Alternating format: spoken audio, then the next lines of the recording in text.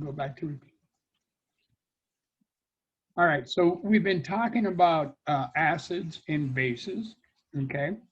And this page here kind of summarizes what we talked about. There are two definitions. There's the Arrhenius acid and base, and then there's the Bronsted-Lowry base and base. The Arrhenius acid, they share the same thing with the Bronsted-Lowry in that anything that produces a proton, that H plus is a proton. Basically, it is a hydrogen atom. It has one valence electron that has lost its electron, so now it has a net charge of plus. So, and it has its own little name called, we call that a proton. So anything that produces a proton in water is classified as an acid. And a Arrhenius base is anything that produces a hydroxide ion being the polyatomic ion, to refresh your memory on the polyatomic ion table. So anything that produces an OH, an hydroxide ion, in water. Now, when we talk about acids and bases, we're talking about aqueous solutions, okay? Now, with respect to the definition for the Bronsted-Lowry acid, is anything that loses, which basically produce a proton. They both share the same definition for an acid. We got a proton that's being created.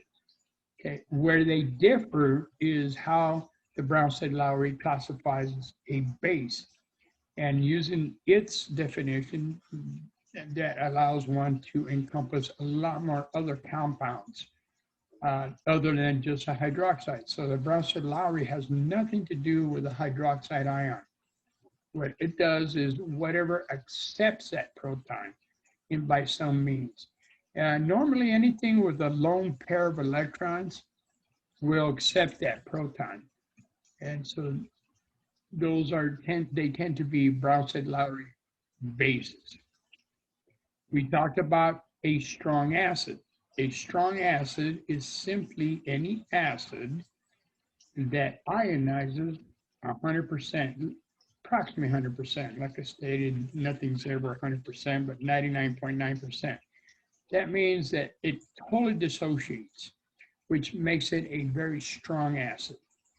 A base, or excuse me, when we go for a weak acid, where they differ is the amount of dissociation. Weak acids dissociate, but not as much as a strong acid. They quote a figure of 1 to 5%, but it's much, much, much less than 100%. Now, with respect to a base, same scenario, dissociate 100%, very strong base. And obviously the weak base would dissociate as a weak acid, much less, okay? That kind of summarizes the aspects of an acid and base. When one other feature was buffers. Buffers are nothing more than a system, an aqueous system that contains both an acid or a base that maintains whatever pH you set that for. Your classic example of a buffer system is what we have in our blood. We try to maintain, our blood system is always trying to maintain a pH somewhere in the order of 7.3, 7.4. And it does that, so if your acidity goes up, and then it would react with the base part of your buffer to neutralize that acid, and vice versa. If too much base comes into play, then it reacts with the acid part of the buffer to help maintain that pH value. Okay. That summarizes that aspect, but here's some more things about pH and kind of give you an idea of soda pop as far as the pH range, quite large. You think about it, you got root beer sitting up there around 4, and then you got RC Cola, almost 2 magnitudes of a much acidic pH. Why would we be having interest in this? Because too much of it can really cause damage with respect to the enamel of your teeth. So there's some pictures there to kind of help you out. Okay, well, this brings us to solubility rules. Now, where are these solubility rules? They deal with, exactly, that deals with these ionic compounds that dissolve or do not dissolve as much in water. Point number one, solubility rules pertain to a temperature of 25 degrees. You may or may not know that if you wanted something doesn't go into solution, what do? We heat it up, okay? We increase the solubility. So we have to be very specific about what is soluble. And here we're dealing with roughly room temperature, 25 degrees Celsius, okay? If it's classified as soluble, okay, that's telling you that it's essentially 100% in solution. And when we deal with aqueous, we talk about using the state. Remember the state, solid, liquid, gas. Well, we have one more in parentheses, AQ, telling you it's an aqueous solution, a water solution. If something is classified as insoluble, doesn't mean that it's 100% insoluble. All that means that 99% of it is insoluble, and therefore in the aqueous solution will precipitate and will remain in solid form. But a small amount of it still goes into solution, very small amount. Right. Now, these are the solubility rules. And I kind of introduced them to you earlier, but this table is quite important actually, because we're going to use it not only for this, but the next chapter when we talk about certain types of reactions. Those reactions, for them to occur, they're related to solubility, whether the products are soluble and insoluble. So we need to kind of learn how to read this table. 2 columns in the table. Column on the left is classified as the soluble column, okay? Generally soluble. Now, if we look at number 1 of the left column, we see 3 cations.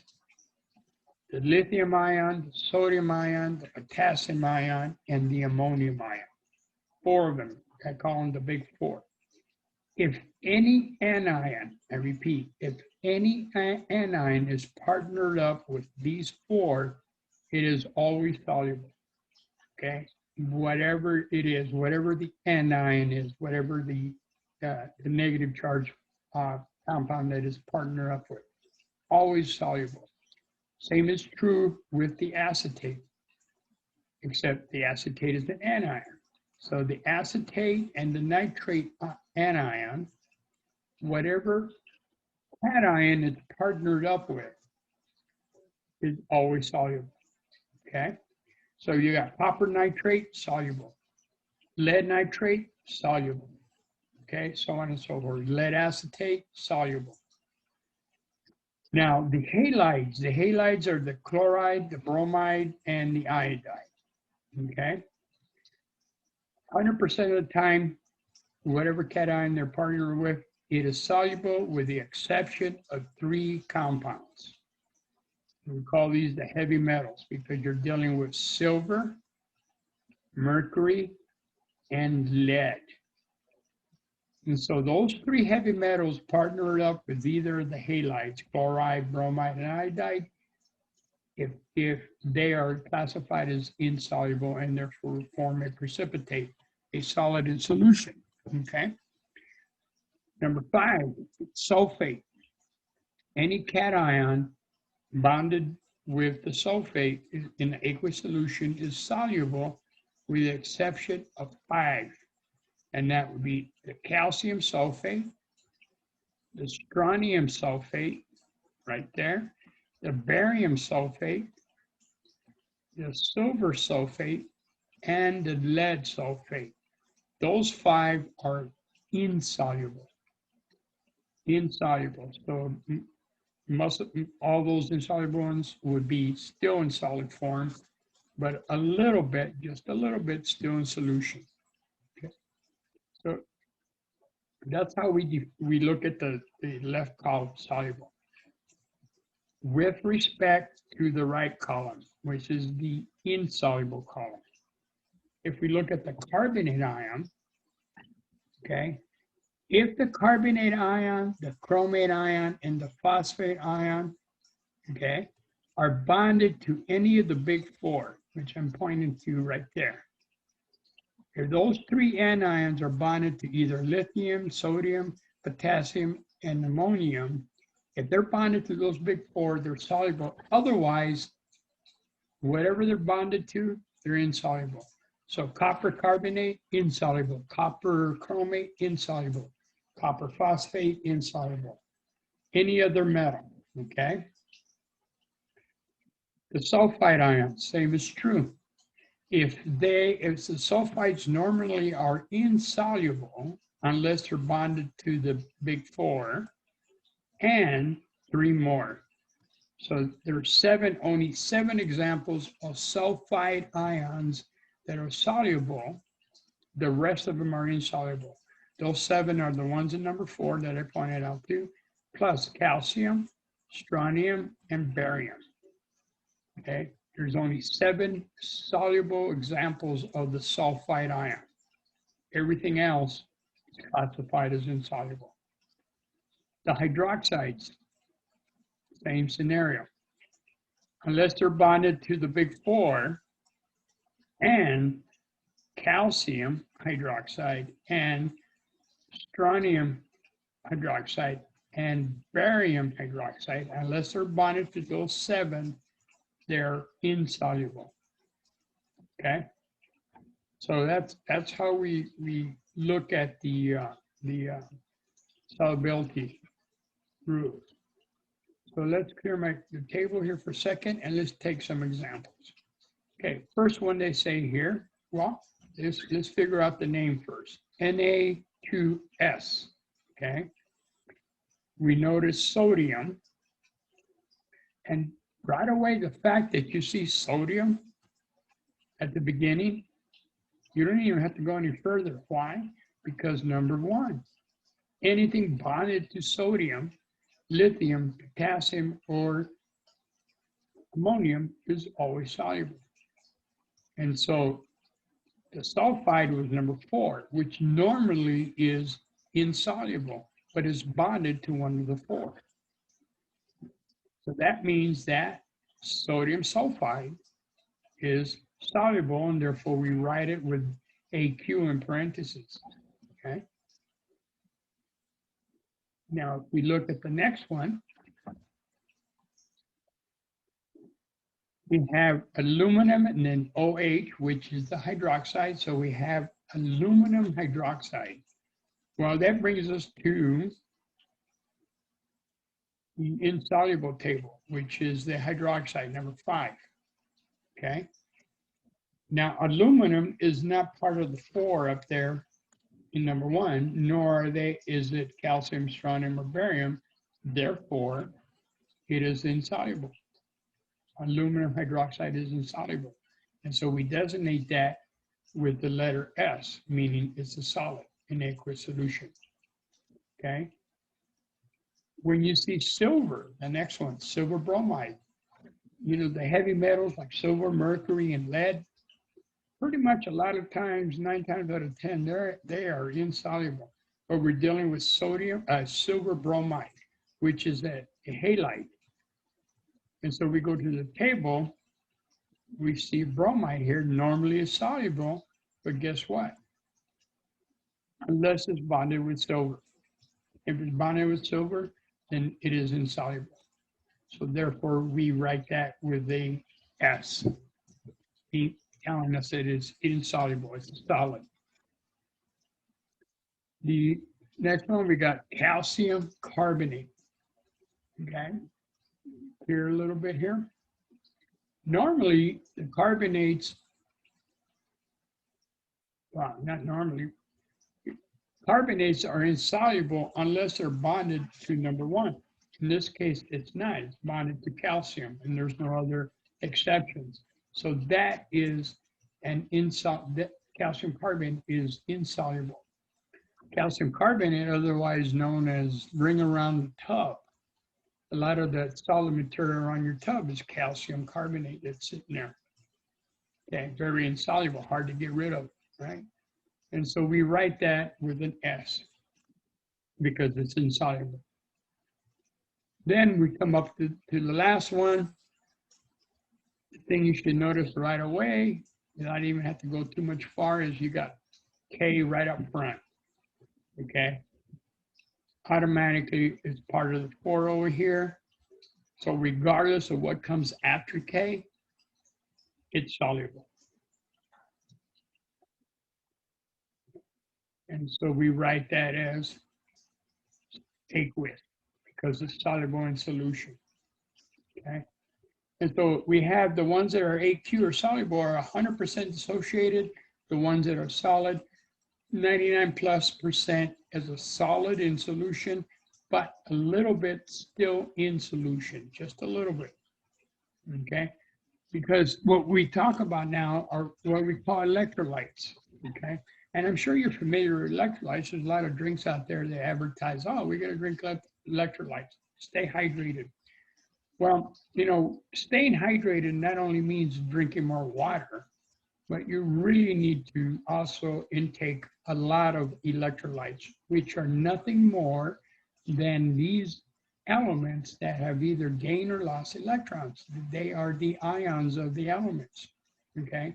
Because these ions are the ones that are carrying the current in our body or get our muscles to work and whatever things that needs to be done. Because I can tell you this, if you filled up your bathtub, and let's assume you cleaned your bathtub real well, and you filled up your bathtub with 100% deionized water, and you threw in your hair dryer in there, it would not conduct electricity. Why is that? Because there's no electrolytes in that deionized water. Hence the word DI water, deionized. All the ions have been removed. It will not conduct electricity. Now, the moment you jump in there and you wait a few minutes, I would take that hair dryer out. Don't do this at home now, okay? Take that hair dryer out. Why? Because on your body, as we perspire, we lose a lot of salts, okay? I'm sure you've had a workout, you worked out in the sun, you took your shirt off, you let it dry, your t-shirt, you look at your t-shirt the next day, you got all this white cakey material. Those are salts that come from your body. Those are the electrolytes that you have perspired and they have to be put back into your body.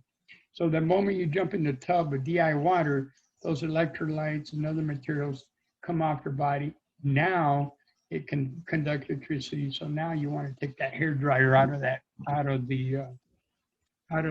tub because you will get shocked, okay? All right, so what we mean by a strong electrolyte is related to, one, how soluble it is. If an ionic compound is soluble, then it is a strong electrolyte because it's being soluble, 100% of it dissociates into solution. It also encompasses those strong acids that we talked about, hydrochloric acid in your stomach, and nitric acid. Those are strong acids that dissociate 100% in solution to create a large amount of ions in solution. Strong bases, okay? And so here we got examples like potassium bromide. You got potassium up front, part of the big 4, automatically soluble. Same is true for potassium hydroxide and sodium hydroxide. Very soluble in water, so very strong electrolytes. Nitric acid, HNO3, is one of the strong acids we had talked about earlier, okay, along with sulfuric acid, which was also another strong acid. Okay, so they're classified as strong electrolytes. Now, non-electrolytes, these are covalent compounds. Remember, covalent compounds, ionic compounds, they have an electrostatic charge between the positive and the negative. They're like two magnets coming together. The moment you put them in water, they break apart. Water just breaks them apart. Covalent compounds don't do that. They have shared bonds, okay? And the only covalent compound that dissociates, and I mentioned this before, are acids like hydrochloric acid. They are covalent compounds, but because their nature of the beast of being an acid, they will dissociate. Hence, nitric acid, HNO3, being all covalent, will dissociate because it's an acid. But the other compounds like water, putting water in water is still H2O. Okay, it does not dissociate into the different components. It's a covalent compound. Carbon monoxide, covalent. That's C6H6O6. Okay, that's an example of that structure. That is the formula, not the structure, but that is the formula for sugar, sucrose. Okay, if you take 100% pure water with no ions and you add sugar to it and you check for its conductivity, it will not conduct electricity. All you've done is made sweet water. Okay, it will dissolve in water, but it will not dissociate to form ions because of the covalent nature of the compound. And so those guys are classified as non-electrolytes. They do not conduct electricity. Okay. We also have weak electrolytes, which are related to those ionic compounds that are classified as insoluble based on the solubility table, or they are weak acids or weak bases. Okay, they will dissolve, but they do not dissociate very much. They have some ions in solution, but not a lot. If we had a little conductivity instrument, and it's just a little instrument that may have a LED readout or an LED bulb that measures the intensity of ions, if you have a lot of electrolytes in solution, that LED will be very bright because you have a lot of ions. The non-electrolytes, that little sensor wouldn't light up at all because you have no electrolytes. And number three, the LED readout, the bulb would light up kind of dim because yes, you have some electrolytes, but not a lot. And they're weak, so that LED will be kind of a dim reading. So to summarize that, strong electrolytes, you got to be a strong acid or a strong base, or those ionic compounds that are soluble based on the solubility table. Weak electrolytes, weak acid, weak base, or those ionic compounds that are insoluble, and non-electrolytes are all the covalent compounds, with the exception of acids, covalent acids. So what does that mean about electrolytes? Well, the first diagram on top kind of shows a beaker with some electricity running through it. The blue and the red spheres represent the ions. If they're present, they will close the circuit, just like your light switch. All your light switch is doing is breaking the circuit. You open up the light switch, turn on your light switch, you open the circuit up, and the ions open up the circuit and close the circuit, I should say. So you can light up whatever you're going to light up by that little yellow lightning bulb kind of represents something's happening. Non-electrolytes, shown in the bottom by the purple color spheres, they don't have any charge on them. They will not conduct electricity. Therefore, nothing gets lit up. You don't close the circuit on the system that you have here, okay? The diagrams we have spoken about before, some just refresher, how to depict a strong, weak, or non-electrolyte. If we look at the first one, we see magnesium hydroxide. If we look up at the solubility rules of magnesium hydroxide, we'll see that the hydroxide is in the insoluble column. Therefore, magnesium hydroxide would be insoluble. And we depict that by the following diagram, where the bulk of the material is kind of shown at the bottom of the container, kind of sitting there, okay? But we have to show some ions in solution, and hence we show two hydroxides. We show at least one unit of your compound. We have two hydroxides, obviously, because magnesium plus is a +2, and there's two hydroxides, okay? Now, if we look at the next one, CH4, we may not know what that is, but all we see is carbon and hydrogen, okay? And so that tells us, oh, we got a covalent compound. And so to depict that, it doesn't dissociate. It just kind of bubbles in solution.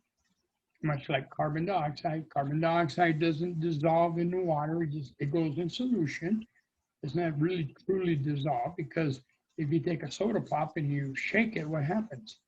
You know, you build up pressure because you're driving that carbon dioxide away. If it truly was soluble, that carbon dioxide wouldn't be coming out. Okay, so that, but FYI, CH4 is methane. Okay, excuse me. And the other aspect about it, why you would know it's not soluble, because carbon, hydrogen, all nonpolar bonds, meaning that's a nonpolar molecule, which means that putting it into a water solution, which is very polar, would not be very soluble. Nonpolar and polar do not mix very well. Okay. Then finally, we look at potassium chloride. The fact you got potassium means it's soluble. That means that if we use 3 sets of potassium chlorides, or 4, in this case, we use 4 sets. Make sure you show all 4 chlorides, okay, and their counter ion, which is the potassium ion. There's 4 potassium ions and 4 chlorides. Whether you show it like that, or you put a 4 in front of 1 chloride, that's sufficient. Or that would show that you're talking about them completely dissociated. It would be incorrect to put potassium chloride like we did with magnesium hydroxide, because potassium chloride is soluble, magnesium hydroxide is insoluble.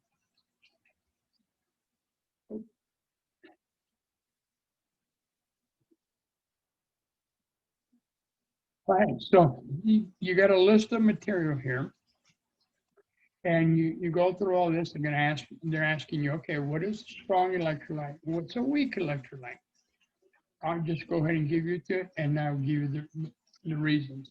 If we look at the first one, okay, we got barium sulfide.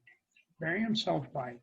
So if you go to the solubility rules, you'll find that the sulfides are normally insoluble. Let's go, let me pull that up real quick.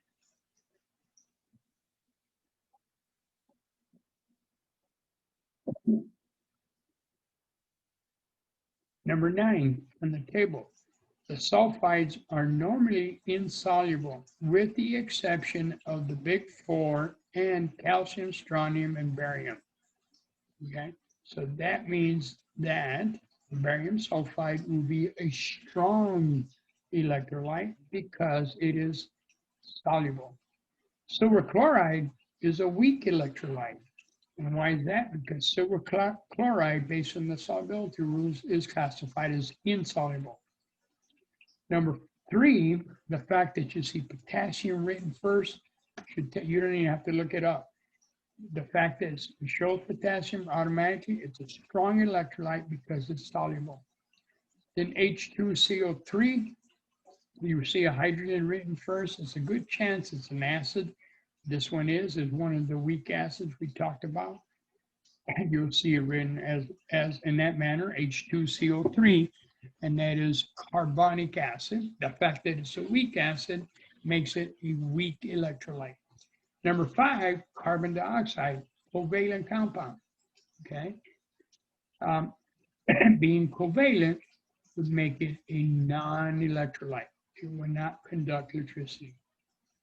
Number 6, you have sodium hydroxide. You got sodium right up front, part of the big 4. Strong electrolyte, okay? Because for 2 reasons. 1, it's a strong base. It's one of the strong bases we gave you. But it's a strong base because it's bounded with sodium, which makes it soluble. One of the big 4. So strong base, strong electrolyte. Number 7, calcium carbonate. We talked about that one earlier. The carbonates are insoluble. Okay, calcium carbonate is insoluble, makes it a weak electrolyte. And then we have number 8, which maybe this is the first time you saw it, but all you see here is carbon, hydrogen, and oxygen. Okay, that's all we see. There's no hydrogen written up front to indicate possibly an acid. The hydrogen's inside the formula. And so what we're looking at is simply a covalent compound, and that is sucrose, by the way, which makes it a non-electrolyte. And then number 9, with sodium written first, right away we got part of the big 4, soluble, okay? And therefore it's a strong electrolyte. And then finally, the last one, you see lead written first. And normally when you see the big heavy metals like lead and mercury, that's a good hint that you possibly have a insoluble material, but you want to verify it with the anion, okay? So it was lead sulfate. Normally, lead sulfate is number 5 on the soluble side, but it is bonded with lead, which makes it insoluble, okay? So that verifies that lead sulfate number 10 is weak because the insoluble property of that compound. Any questions so far about the solubility rules? Anybody? Pretty straightforward, you think? I had one question. Can you go back the slide real quick? Sure. Can you explain number 4 again? Sure. That's the only one I'm... Number 4, right here. Okay. One of the slides when we talked about weak acids, this question is, well, how do I know that's a weak acid? Okay, well, a good kind of a rule of thumb, not always 100% though, okay? Because if you look at the way we write water, H2O, well, we know that water is not an acid, but H is written first. But a lot of times the proton part, the acid part, you got the H written first. If you look at the other examples like nitric acid, HNO3, sulfuric acid, H2SO4, hydrogen's written first, hydrochloric acid, HCl, hydrogen's written first. So that would indicate to you, I got an acid, okay? So you go through your list of the acids we talked about, and you find that this one, H2CO4, CO3, is called carbonic acid. And that is one of the weak acids, okay? So being a weak acid means that it doesn't dissociate 100% like nitric acid or hydrochloric acid. And it dissociates maybe 1 to 5%. Therefore, it's a weak acid. And a weak electrolyte. And does that make sense? Yeah. Yeah, because we had a hydrochloric acid, HF was weak.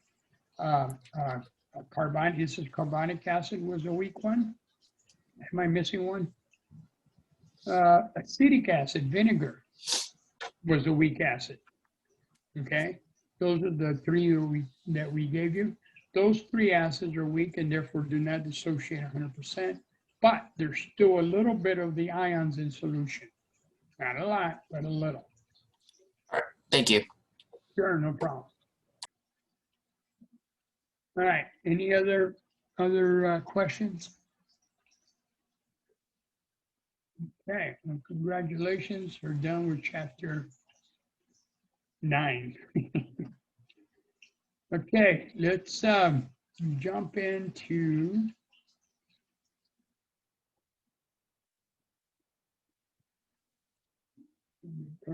put it up here. Which brings us to the next chapter. Okay. Now, this chapter deals with chemical reactions. Now, of all the chemical reactions that are out there that occur, there are really the ones we're going to talk about. There's only 6 types, 6 types of different types of chemical reactions. We already introduced to you one type. That was the neutralization reaction. That was the one with an acid and the base to form water. Then I briefly mentioned another type, combustion reaction. You know, every time you burn fuel in your vehicle, you're doing a combustion reaction. You're burning that hydrocarbon with oxygen. to form carbon dioxide and water. So we're going to have 4 more that we're going to talk about. The solubility rules will be a factor in one of these types of reactions. So it's important to know, to grasp that solubility rule. Okay. Now, matter, law of conservation of matter basically says we're not really creating matter, nor we are destroying it. We're really just moving things around. We're changing it. Okay. And that also tells us that in the lab, I used to be able to demonstrate this, was to react vinegar with baking soda and put it in a beaker with a balloon. In the balloon, we had baking soda, and then I just put the baking soda into the container, which created a reaction. But the whole point of that little demo was to show you that I start off with 50 grams of material total. And when I ended up with the reaction being done, I had 50 grams of material. So we have, if I start off with 1,000 grams of reactants, I'm going to end up with 1,000 grams of product. Now I'm going to change the structure and put a carbon that may be in one form and just convert it to another form. So if I start off with 10 billion carbon atoms, I'm going to end up with 10 billion carbon atoms, but they're going to be in different forms because we're talking about a chemical reaction. Okay. So because of that, we have to what we call balance the reaction. Okay. We have to make sure that we have the same number of atoms as reactants that we do as products. So we start balancing. Well, we're going to learn how to write chemical reactions. And so we have to be able to write them in the right ratio. We started to do that already. We started off with the atoms. Remember, we started with all the elements, I should say. Then we talked about what group number they are. And then we talked about valence electrons and whether they're going to gain or lose electrons and to create or to form ions and have a particular charge. And then we started to put them together. We put the cations and the anions together in such a ratio that we put enough of each to equal 0 for the overall molecule. So sometimes it was a 1-to-1 like sodium chloride. Sometimes it was a 1-to-2 like calcium chloride. Okay. So in this example here, we have a typical, it's a good example of a combustion reaction. One, we have oxygen as a reactant, okay? Any combustion reaction will always have oxygen as a reactant. And so oxygen reacts with hydrogen, okay? And the two ignite and they go boom, they make a real loud boom. And when they react, they create water. A lot of rocket fuels made using hydrogen and oxygen. So you see in the exhaust is big old humongous cloud. What you're looking at is basically water vapor coming out from the reaction. If we look at it with space film models, you can see that we have 2 molecules of diatomic hydrogen denoted by the gray spheres, okay?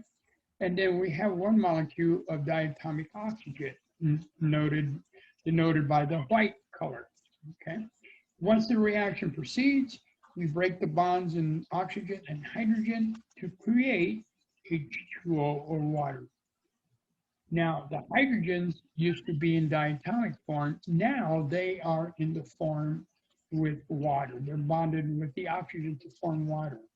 We still have 4 hydrogens to begin with, and we end up with 4 hydrogens. We did nothing to change the number of protons in hydrogen. That hydrogen still has 1 proton. Oxygen still has 8 protons, be it in the form of diatomic oxygen or in the form of water. And so this example, we have a balanced chemical reaction. And we're going to use this when I get a question. Yeah, no problem, Tyler. We're going to use this down the road here, next couple of formulas, where you see that ratio where he says that I need 2 hydrogens for every oxygen. I need 2 molecules of hydrogen to react with 1 molecule of oxygen to give me 2 molecules of water. That is a ratio that we're going to utilize later on the road. Then we're going to be able to calculate, if I start off with 10 grams of hydrogen, how much water am I going to make? And we're going to rely on that ratio of 2 to 1. Okay, so we have a balanced chemical reaction here. Okay, let's try some other examples here. In this example, we're giving you the formula, but it could easily be written out in English in a sentence or two, where it says nitrogen in the presence of hydrogen reacts to give you ammonia, NH3. Okay, so I use words to describe that reaction because sometimes that's what you're given. You're given the words, and then you're asked to work backwards and give the formula. Okay. Just like a nomenclature, you got the formula, give me the name, you got the name, give me the formula. The same is true for reactions here. Give them the formula based on a sentence or two of a reaction. So we have nitrogen reacting with hydrogen to give us ammonia. Now, if we look on the reactant side, which is the 2 reactants to the left of the arrow, we see we have 2 hydrogens and 2 nitrogens and 2 hydrogens. But the product side, we only have 1 nitrogen and 3 hydrogens. So we have to do something to balance things out. But remember when we were putting formulas together and we had an ion that had a +2 and we had an anion that had a -3? And what we did was to find a common number. Where this is analogous. I got 2 hydrogens on one side, 3 on the other. I got to find a common number. That common number is 6. So what I do is I put a 2 in front of ammonia.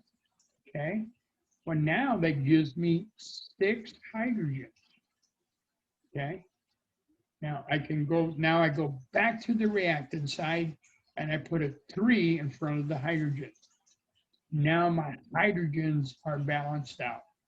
Okay, I got 6 hydrogens as a reactant, 6 hydrogens as a product. Okay, I got 2 nitrogens as a product, and guess what? By default, I got 2 nitrogens as a reactant. So my chemical reaction is balanced. My ratio of nitrogen to hydrogen is a 1 to 3. Okay. My ratio of a nitrogen to ammonia is a 1 to 2. Okay, so these ratios I'm going to be using later on. I'll demonstrate how in a second. All right, let's try another one. Here we have hydrogen in the presence of bromine, which we know is a liquid, right? Hence the state that they're in. Hydrogen's a gas, bromine's a liquid, and in this case, it makes hydrogen bromide. Okay, but we're not balanced because I have 2 hydrogens as a reactant, but only 1 as a product. I got 2 bromines as a reactant, but 1 is a product. So this one's pretty straightforward. I just stick a 2 there in front of HBr, and that balance it out. Now, some of these reactions, to balance them, do take a little bit of trial and error. You plug in a number, go do a count, and sometimes you start off with putting numbers in the product side, then you gotta go back to the reactant side, do something there, and then sometimes you gotta go back to the product. So it's a matter of going back and forth the numbers, such that everything's balanced.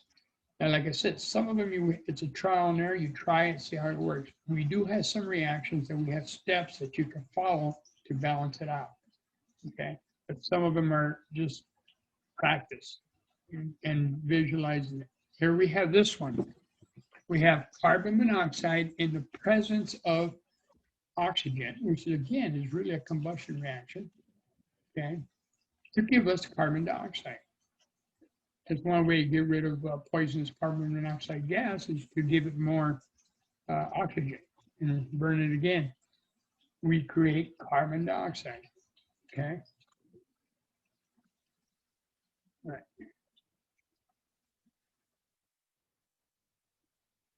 Uh, as far as when you say I have a question, is this similar to the nomenclature with respect to, I don't follow the question. All right. You can unmute yourself and ask us, okay? Oh, balancing? Yeah, good. Yeah, good. Well, it's similar to nomenclature. Yeah, because sometimes you're given the words of the reaction, then you got to write the chemical equation or vice versa. You're given the chemical equation, you may have to go back and describe it. So most of the time you're given the words and you're given the formula. Okay, sorry, I couldn't figure out where my mute and my unmute button was, so that's why I was typing. Thank you. Yeah, yeah, no problem. And as far as balancing, sometimes you end up, you first go to, like we did the very first one. Notice we started in the product side, then you may have to go to the reactant side. Okay, and sometimes you even go back to the product side. So you go back and forth until you have enough coefficients to balance everything. Remember, these numbers are called coefficients. The white ones are called coefficients, not to be confused with the subscripts. We don't change the subscripts. Those are etched in stone. Once you put the formula together and whatever ratio you need, that's it. Okay, those aren't changed. If you need more of those, you change the coefficient. Okay, you don't change the subscript. All right, so then we got carbon monoxide reacting with oxygen. If I stick a 2 in carbon dioxide, guess what that does? It gives me four oxygens on the right-hand side, product side. Well, I only got 3 on the left-hand side, but guess what? If I stick a 2 right there, okay, with carbon monoxide, now I got a total of 4 oxygens on the reactant side, okay? And by default, that gives me 2 carbons too, which is consistent with 2 carbons in carbon dioxide. So I have a balanced chemical equation here. All right, so remember when writing reactions from words, which is what we're going to do here in a second, remember the physical states, the solid, the liquid, the gas, and if it's an aqueous solution, AQ.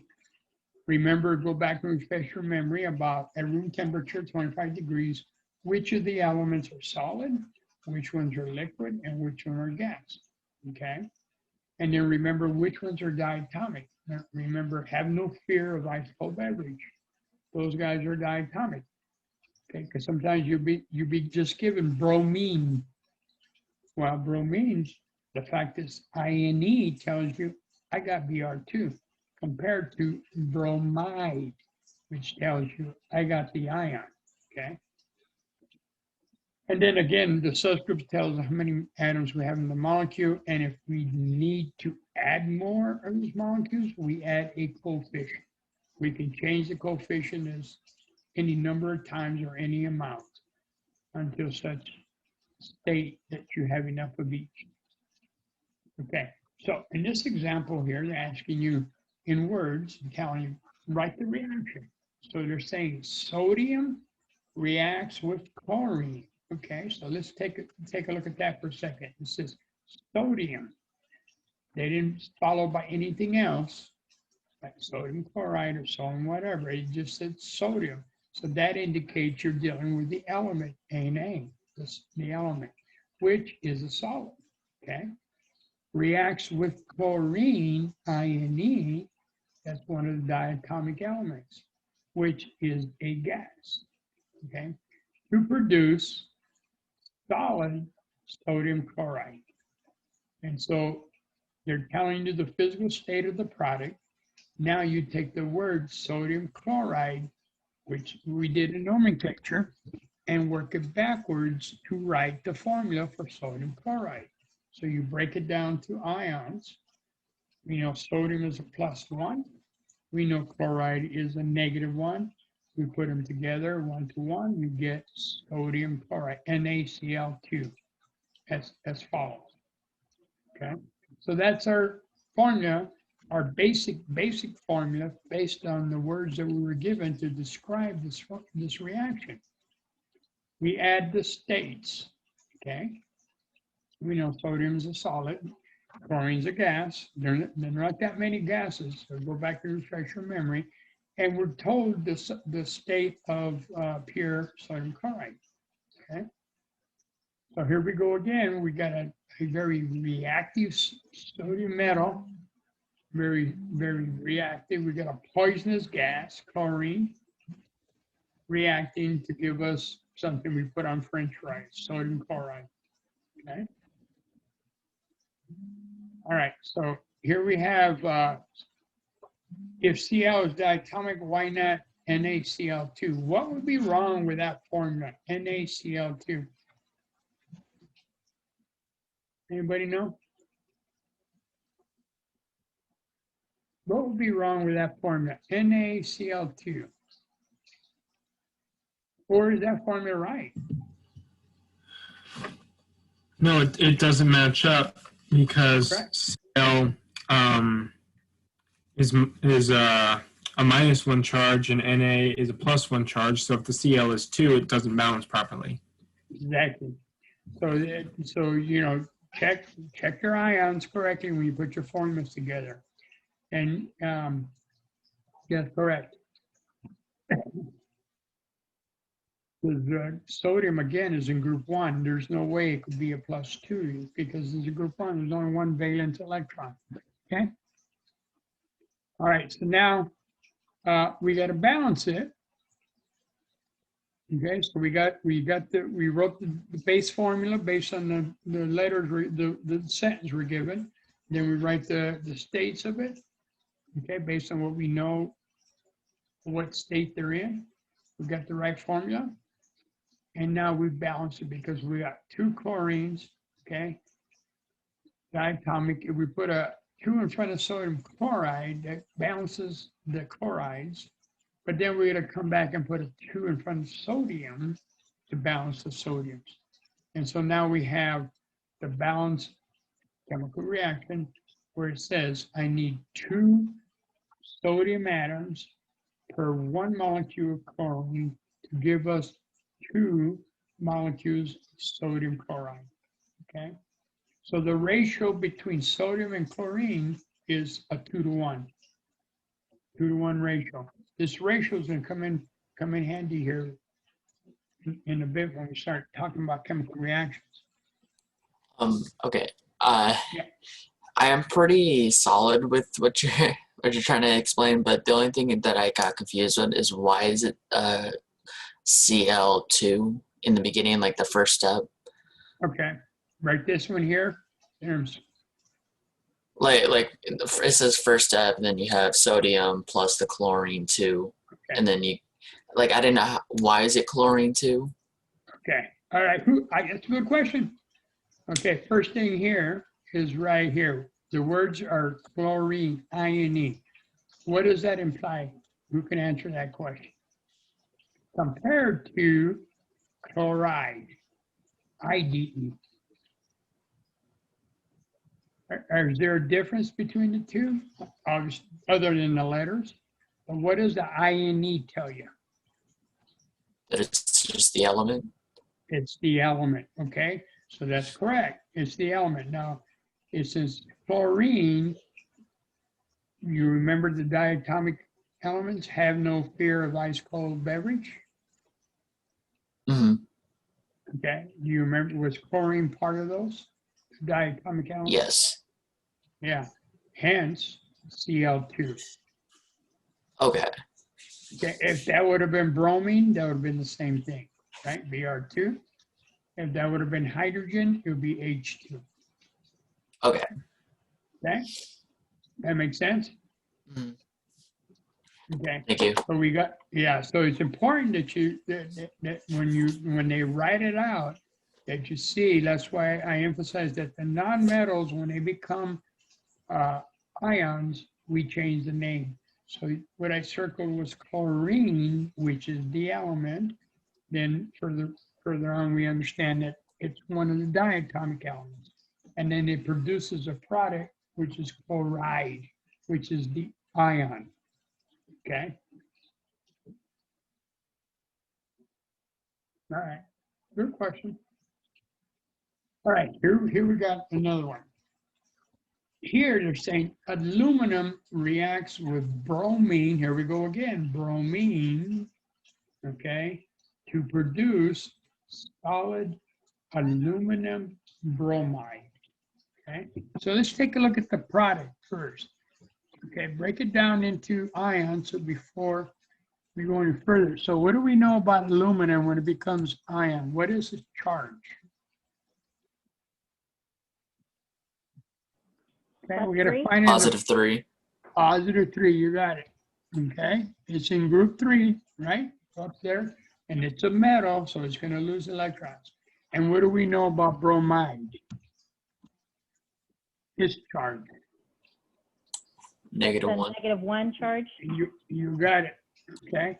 And so I write them in ions first. So that is just for me to know how many of each I'm going to need. So I'm going to need 3 bromides for every 1 aluminum. Does that make sense? Yeah. Because now that 3 is going to become the subscript for that bromide. Okay. So I can write the formula. Aluminum. Okay, didn't say anything else other than aluminum, so that's the element. Reacts with bromine, okay, ion, which, like the previous example, tells us it is the element. Furthermore, it's part of the diatomic elements, so we have a Br2, okay? And then based on what we're given, solid aluminum bromide, we can write the formula AlBr3. Okay. So now we can, how do I know about the liquids, the states? Well, we know that aluminum is a solid, okay, one of the metals. And then there's only, of all the metals involved, how many is there any liquids in all the metals that we have?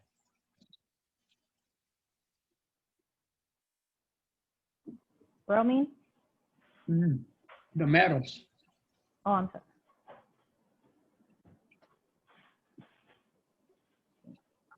They used to use it a lot for the old, now it's all digital, but it used to be the old thermostat. It's a metal. Mercury. Mercury? Exactly. Mercury is the only liquid, so everybody else is a solid. Bromine, there's only 2 liquids of all 118 elements. Mercury is one, and bromine's the other one. So we put it now. And then the solid for aluminum bromide, because they tell us right there, solid aluminum bromide. So now we have the basic formula. Now we got to balance it.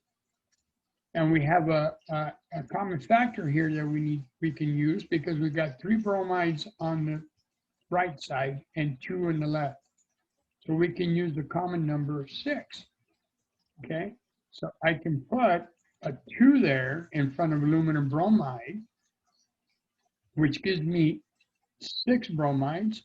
Then I can jump back to reactants, put a 3 there, right? And my bromides are all balanced. Okay. But the fact that I put 2 in front of aluminum bromide kicked up my aluminum. So now I got to go check and balance my aluminum. So I put a 2 in front of aluminum. So now I have everybody balanced. I got 2 aluminum on both sides, and I got 6 bromides on both sides. Okay, so I'm balanced now. I got a balanced chemical reaction. All right. Not only that, I got a ratio. I'm introducing you the ratio. This ratio is important, and I can write that ratio. Remember when we were doing the conversion factors, 1 inch is equal to 2.54 centimeters. I can write it with centimeters on top or centimeters on the bottom. Okay. When I look at that ratio between aluminum and bromide, it's a 2 to 3 ratio. So I can write it with 2 aluminum in the numerator or 3 bromines, 3 in the denominator, or vice versa. Because eventually, that's my conversion factor that I'm going to use to get me to, in the case of the left side, to get me to my aluminum. the amount of aluminum. In the case of the one on the right, you get me to amount of bromine, okay? And it's a ratio that we can use. If I look at the ratio between aluminum and the product, I really want to introduce this now so it won't be foreign to you when we get. I have 2 aluminum to 2 aluminum bromide. Isn't that just simply a 1-to-1? If I have 10 aluminums, I'm going to make 10 aluminum bromides. Okay, see how that works? All right. So, and if you look at the ratio between Br, bromine, and aluminum, it's also a 3-to-2.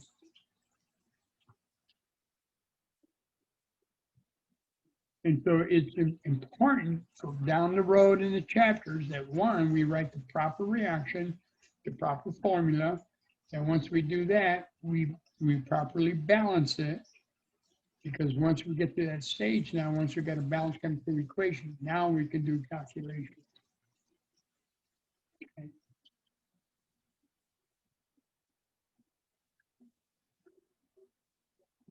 Going down 1 second.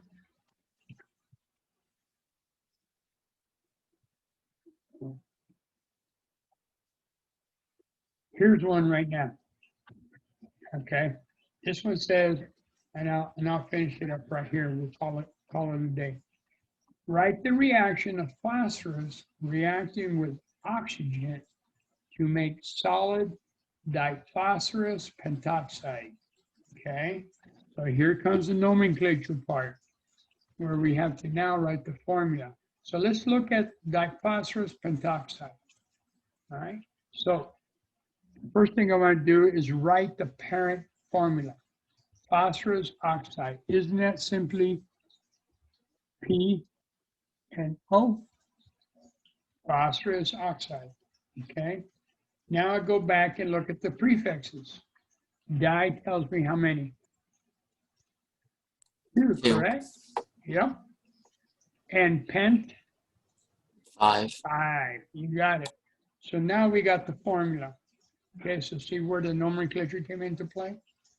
And now we got phosphorus, which again is element of phosphorus, which is simply P. And then they're saying oxygen, which is elemental oxygen. And isn't that part of the diatomic elements? So that would be O2, just like we did earlier with bromine and chlorine. Okay. And so I can write that reaction. Phosphorus plus oxygen reacts to give me diphosphorus pentoxide. Okay. And it's solid. So now I can put in the states. I know phosphorus is solid and oxygen is a gas, and I'm given solid diphosphorus pentoxide. Okay. Now I balance it, but you know what? Like earlier we did the 2-to-3 ratio. Don't we see a same trend here that I can tap into as far as balancing? I got 5 over here, 5 oxygens over here, and I got 2 oxygens over here. What common factor do I have here? What common number do I have between the two? 10. 10, exactly. So if I put a 5 in front of oxygen and a 2 in front of P2O5,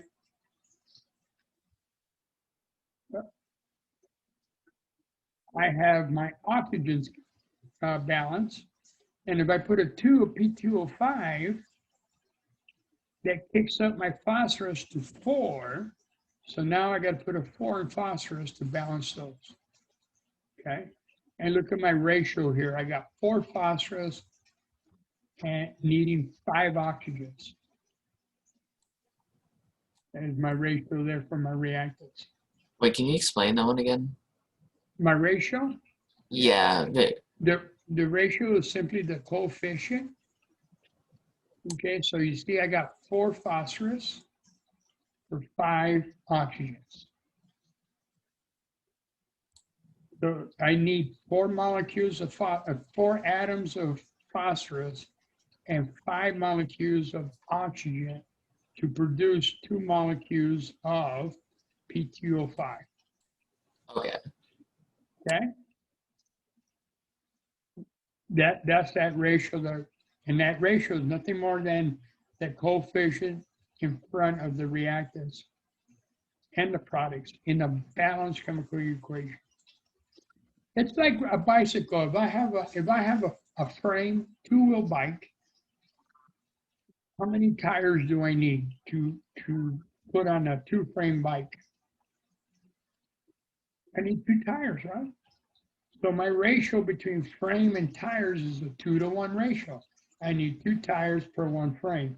What if I had a tricycle? What's my ratio there? 1 to 3, right? I need 3 tires for that tricycle frame. And what if I had a unicycle? What's my ratio there? 1 to 1, right? 1 frame, one tire. What is the ratio of the tires to a car? To the body, a car? Isn't 1 that to a 4? 4-to-1? 4 to 4, exactly. And so if I need 4 tires to put on that car, if I'm short 1 tire, I'm gonna have a little trouble, right? Okay, but that ratio it comes from the balanced chemical equation. And if I'm gonna run this reaction in the lab in just gram quantities, or if I have a big giant chemical factory that makes tons of this material, P2 diphosphorus pentoxide, that ratio is the same, whether it be in the lab or be it on big or giant industrial plants. Same ratio. Anyway, let me stop it here, and 4 o'clock. We'll leave it at 8, and we will continue.